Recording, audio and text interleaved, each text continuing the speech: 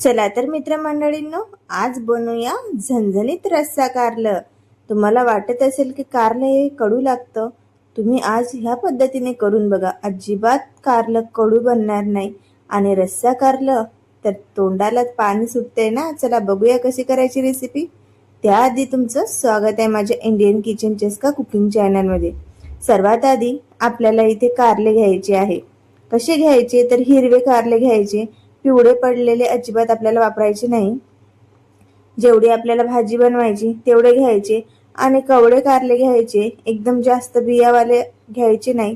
तर बघा इथे 4 ते 5 कारले घेतले. आता त्याचे वरचे साल जे आहेत, जसे आपण आलूची साल काढतो तशी त्याची साल काढून घ्यायचे. बिलकुल ह्या पद्धतीने जे वर दाणे दाणे असतात ना, ते असे काढून घ्यायचे. एकदा का असे काढून झाले तर कारलं आपलं छान बनतं. तर बघा आता जेवढा आकार आपल्याला पाहिजे तेवढ्या आकाराचे आपण कापून घ्यायचे.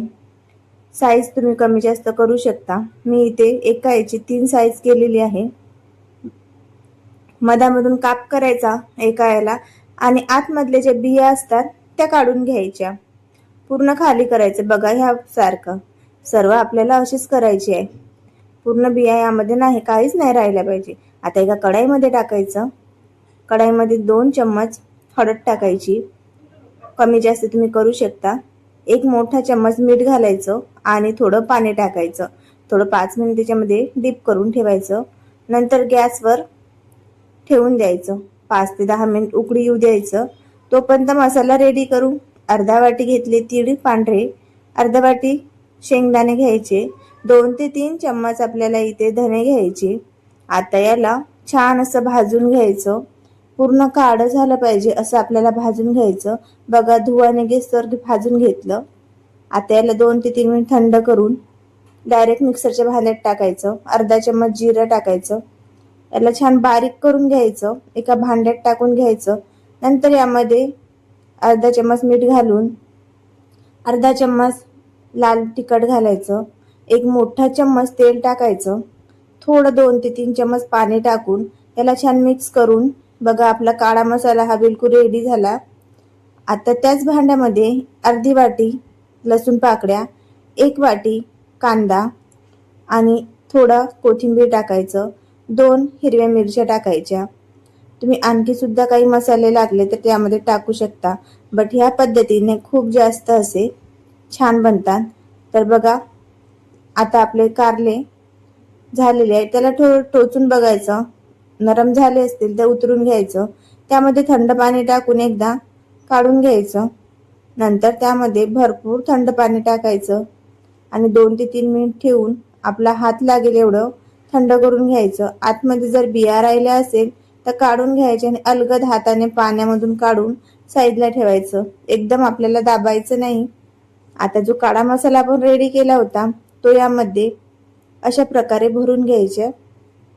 मसाला तुम्ही कमी जास्त करू शकता. बघा अलगद हाताने भरून घ्यायचा आणि त्याला गोल रोल करून घ्यायचे. बघा आपण मसाला भरीव वांग बनवत आहे. एकदम खायला छान आणि झणझणीत लागतं बघा. भाकरी सोबत तर एकदम छान लागतं. आता याला सर्व भरून घेतले. आता कढईमध्ये 4 ते 5 चम्मच तेल टाकून गरम करून घ्यायचे आणि याला कारले भरलेले यामध्ये सोडून द्यायचे. जवळपास 5 ते 10 मिनिट याला छान असं तळून घ्यायचं. अजिबात त्याला आपण इकडे तिकडे हलवायचं नाही. जसे टाकले तसेच मस्त भाजून घ्यायचे.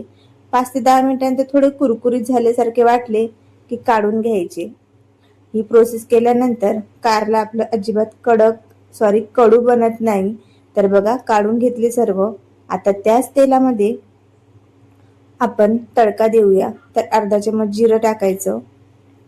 आपण जे ग्रेव्ही काढली होती कांद्याची ती यामध्ये टाकून द्यायची. मसाला आपल्याला अजिबात भाजून घ्यायचा नाही आहे, कच्चाच मसाला काढायचा. आता छान भाजून झालं की यामध्ये उरलेला काळा मसाला होता तो आपण यामध्ये टाकून द्यायचा आणि छान आपली ग्रेव्ही ना घोटत ना मस्त भाजून घ्यायची. बघा वर तेल कसं आलं. आता यामध्ये बाकीचे सुके मसाले टाकायचे, जसे धने पावडर, अर्धा चम्मच धने पावडर, अर्धा चम्मच थोडासा गरम मसाला आणि अर्धा चम्मचच लाल तिखट टाकायचं. तिखट तुम्ही कमी जास्त तुमच्या चवीनुसार करू शकता. आता याला छान मिक्स करून घ्यायचं 2 ते 3 मिनिट आणि